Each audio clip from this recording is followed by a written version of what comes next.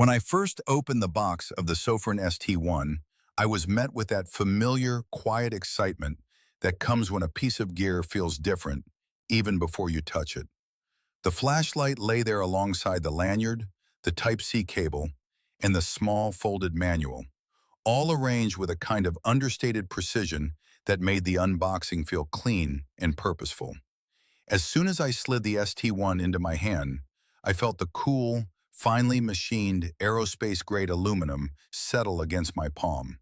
And there was this immediate sense that the light wasn't designed to imitate the countless EDC tubes I've handled before, but to stand in its own category altogether. The Sofirn ST1 stands out in an oversaturated flashlight market by doing something refreshingly different.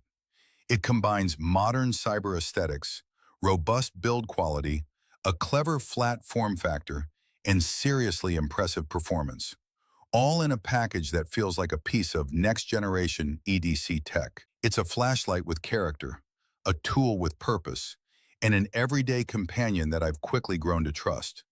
If you want something slim, powerful, beautifully designed, and genuinely practical, the ST1 doesn't just check the boxes, it redraws them.